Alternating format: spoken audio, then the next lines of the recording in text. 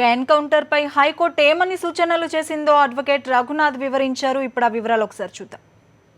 ఆంధ్రప్రదేశ్ రాష్ట్రంలో నిన్న 7వ తారీఖు నాడు ఉదయాన జరిగినటువంటి ఒక ఎక్స్ట్రా జ్యుడిషియల్ కిల్లింగ్, ఒక బూటకపు ఎన్కౌంటర్కి సంబంధించి 20 మంది కూలీలు తమిళనాడుకు సంబంధించినటువంటి వ్యక్తులను ఎర్రచందనానికి సంబంధించిన అభియోగంపై, స్మగ్లింగ్కి అభియోగంపై వాళ్ళని ఆత్మరక్షణ కొరకు మేము కాల్చి చంపామనేటటువంటి ఒక వార్తను సుపరిచితంగా దాదాపుగా ఎలక్ట్రానిక్ మీడియాలో, ప్రింట్ మీడియాలో కూడా ప్రచురితం అవ్వడం అందరికీ తెలిసిన విషయమే.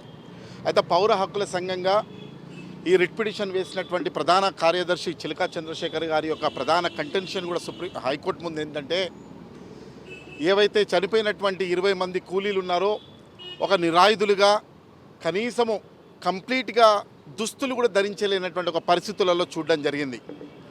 ఎక్కడైతే వాళ్ళు పడిపోయినటువంటి శవాల దగ్గర గతంలో ఎప్పుడో సీజ్ చేసినటువంటి ఎర్రచందనము మొద్దులు వాళ్ళ పక్కన పడుండేటటువంటి ఒక చిత్రాలను కూడా చూడడం జరిగింది.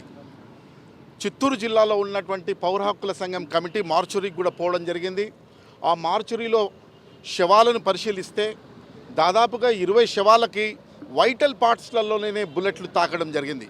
అంటే ఒక ఆత్మరక్షణ కోసం ఒక పోలీసు తను ఫైర్ చేసేటటువంటి విధానం ఏ రకంగా ఉంటుందంటే, బిలో ది నెక్ కాల్చాల్సినటువంటిది ప్రతి ఒక్కటి కూడా గుండె, తలపై, అంటే చంపాలనేటటువంటి ఒక ఉద్దేశంతో ఆ యొక్క 20 మంది అమాయక కూలీలపై కాల్పులు చేసి ఆంధ్రప్రదేశ్ ప్రభుత్వము మేము పోలీసు రాజ్యముగా చూపించాలనేటటువంటి ఒక చిత్రీకరణ చాలా స్పష్టంగా కనిపించింది.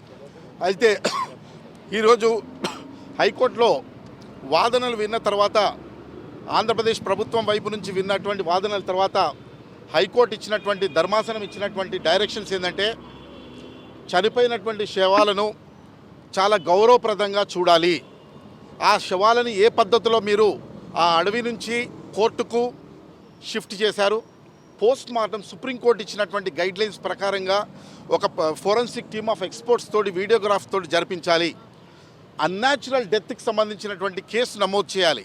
ఎందుకంటే చాలా స్పష్టంగా మేము ఒక వ్యక్తిని, ఎదుటి వ్యక్తిని చంపడం అంటే అది కల్పబుల్ హోమిసైడ్, అంటే 302 కింద కేసు నమోదు చేయాల్సినటువంటిది అనేటటువంటి చాలా స్పష్టంగా అన్యాచురల్ డెత్ కింద కేసు నమోదు చేయాలని చెప్పారు.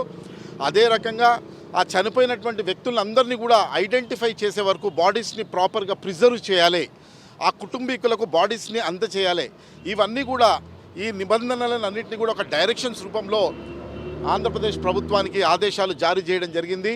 అయితే ఈ వీటన్నింటినీ కంప్లై చేశారా లేదా అనేది మళ్ళీ డే ఆఫ్టర్ టుమారోకి ఈ రిట్ పిటిషన్ని మళ్ళీ పోస్టింగ్ చేయడం జరిగింది.